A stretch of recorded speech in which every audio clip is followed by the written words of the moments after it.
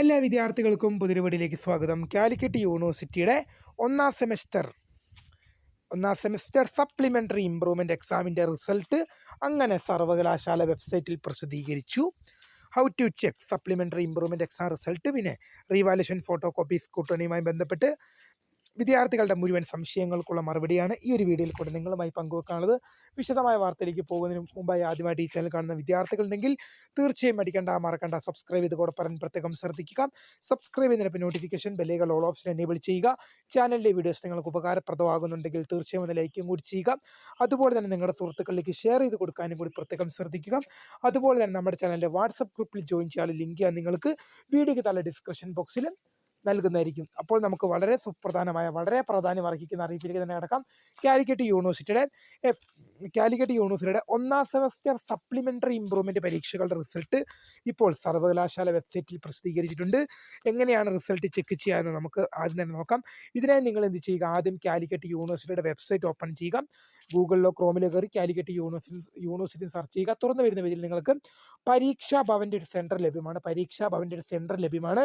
ആ പരീക്ഷാ ഭവൻ്റെ സെൻറ്ററിൽ ക്ലിക്ക് ചെയ്യുക. വീണ്ടും തുറന്നു വരുന്ന പേജിൽ നിങ്ങൾക്ക് എക്സാമിനേഷൻ റിസൾട്ട്സ് എന്ന ലിങ്ക് ലഭ്യമാണ്. എക്സാമിനേഷൻ റിസൾട്ട്സ് എന്ന ലിങ്കിൽ ക്ലിക്ക് ചെയ്യുക. വീണ്ടും തുറന്നു വരുന്ന പേജിൽ നിങ്ങൾക്ക് CUCSS first semester supplementary improvement exam results published 2019-2023 അഡ്മിഷൻസിൻ്റെ റിസൾട്ട് പബ്ലിഷർ. ഇത് CUCSS ഫസ്റ്റ്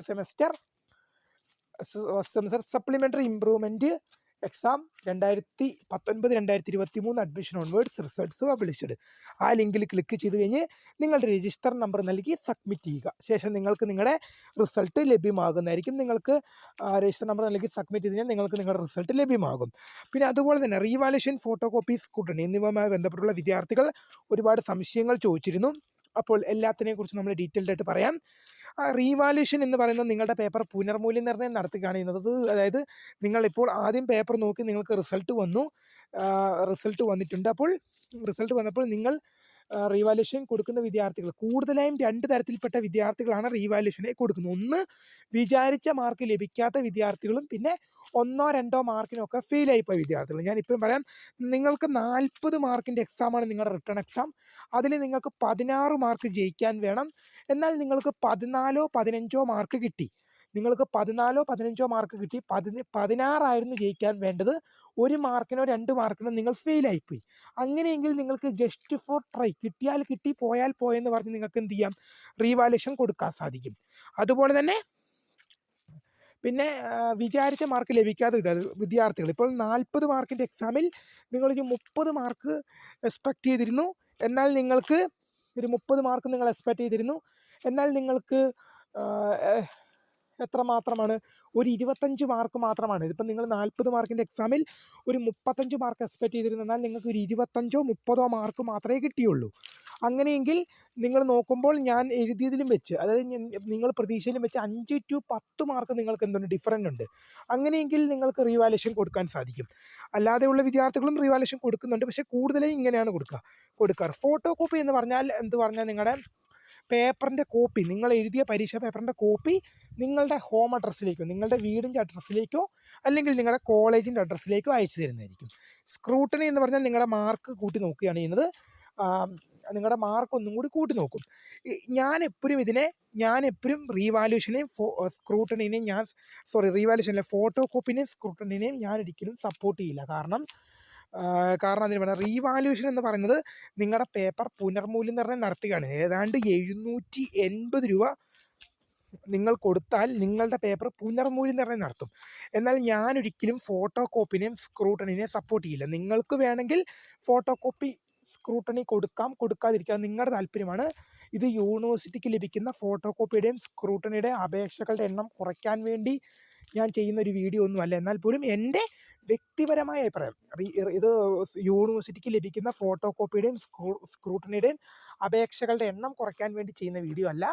എൻ്റെ വ്യക്തിപരമായ അഭിപ്രായത്തിൽ ഞാൻ പറയുന്നു, ഞാൻ ഒരിക്കലും ഫോട്ടോ കോപ്പിനെ സ്ക്രൂട്ടണിനെ അനുകൂലിക്കില്ല. കാരണം നിങ്ങളിപ്പോൾ ഫോട്ടോ കോപ്പി കൊടുത്തു എന്ന് വിചാരിച്ചു കഴിഞ്ഞാൽ നിങ്ങൾക്ക് ഏതാണ്ട് 300 രൂപയോളമാണ് നിങ്ങൾ ഫോട്ടോ കോപ്പിക്കായി നൽകേണ്ടി വരിക. 300 രൂപ നിങ്ങൾ ഫോട്ടോ കോപ്പിക്ക് നൽകിയാൽ നിങ്ങളുടെ ഹോം അഡ്രസ്സിലേക്കോ അല്ലെങ്കിൽ നിങ്ങളുടെ കോളേജിൻ്റെ അഡ്രസ്സിലേക്കോ നിങ്ങൾക്ക് എന്ത് ചെയ്യും, ഈ ഫോട്ടോ കോപ്പി അയച്ചു കിട്ടും. കിട്ടിക്കഴിഞ്ഞാൽ നിങ്ങൾ വാല്യൂറ്റി, ഇപ്പം ഞാൻ പറഞ്ഞു 40 മാർക്കിൻ്റെ എക്സാമിൽ 35 മാർക്ക് ഒരു വിദ്യാർത്ഥി എക്സ്പെക്ട് ചെയ്തിരുന്നു. എന്നാൽ നിങ്ങൾക്ക് 25 30 മാത്രമേ കിട്ടിയുള്ളൂ. നിങ്ങൾ ഫോട്ടോ കോപ്പി കൊടുത്തു, നിങ്ങളുടെ കയ്യിൽ പേപ്പർ എത്തി. എന്നാൽ നിങ്ങൾ നോക്കുമ്പോൾ പേപ്പർ നോക്കുമ്പോൾ എന്ത് സംഭവിച്ചു? നിങ്ങൾ വിചാരിച്ച 35 മാർക്ക് കിട്ടുന്നുണ്ട്. നിങ്ങളുടെ അധ്യാപകനെ കൊണ്ട് നോക്കിച്ചു, 35 കിട്ടുന്നുണ്ട്. നിങ്ങൾ 300 രൂപ കൊടുത്തിട്ടാണോ നിങ്ങളുടെ കയ്യിൽ പേപ്പറിൻ്റെ കോപ്പി കിട്ടിയത്? ആ 300 രൂപയ്ക്ക് അടുത്ത് നിങ്ങൾ കൊടുത്തത് വെള്ളത്തിലായി. ഇനി ആ 300 രൂപ നിങ്ങൾ നോക്കണ്ട. എന്നാൽ നിങ്ങളുടെ പേപ്പർ ഫോട്ടോ കോപ്പി വരുത്തി നോക്കുമ്പോൾ നിങ്ങൾ വിചാരിച്ച മാർക്ക് കിട്ടുന്നുണ്ട്. എന്നാൽ പേപ്പർ വാല്യുവേറ്റ് ചെയ്ത് അധ്യാപകൻ നോക്കുമ്പോൾ അത്ര മാർക്കില്ല. നിങ്ങളുടെ പേപ്പർ എന്ത് ചെയ്യണം? ഇനിയും വാല്യുവേഷൻ ചെയ്യണം.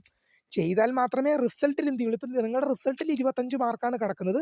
നിങ്ങൾ കൂട്ടി നോക്കുമ്പോഴും നിങ്ങളുടെ അധ്യാപകനെ കൊണ്ട് കൂട്ടി നോക്കിക്കുമ്പോഴും നിങ്ങൾക്ക് എന്ത് ചെയ്യുന്നുണ്ട്? നിങ്ങൾ വിചാരിച്ച 35 കിട്ടുന്നുണ്ട്. അപ്പോൾ ആ 25 മാറി 35 എന്നുള്ളത് എന്ത് ചെയ്യണ്ടേ? റിസൾട്ടിലേക്ക് കൺവേർട്ട് ആകണ്ടേ? അങ്ങനെ കൺവേർട്ട് ആകണമെങ്കിൽ എന്ത് ചെയ്യണം?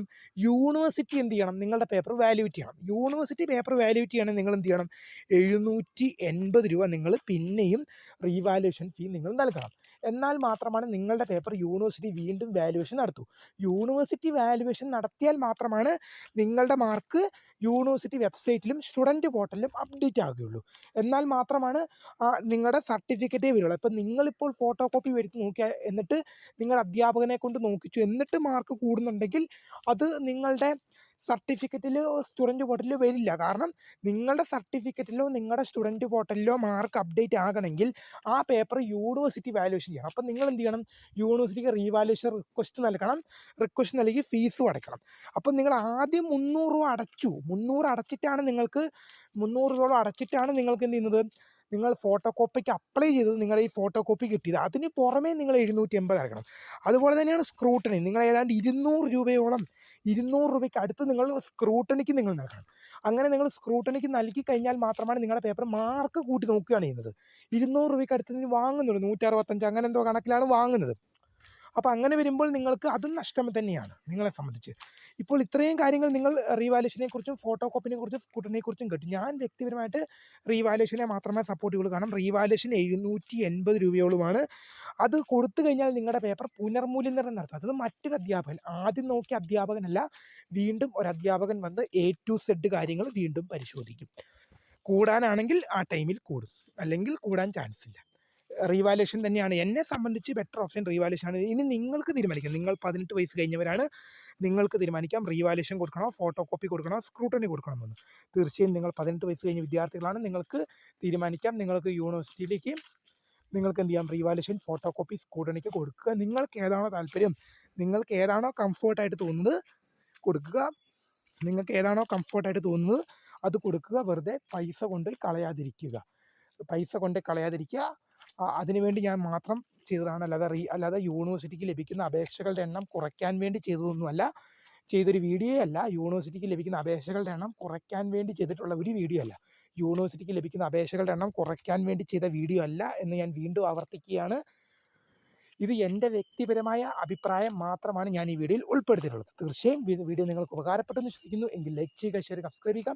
അപ്പോൾ my name is Kariya, founder of Kariya for the career guidance. Thanks for watching. By.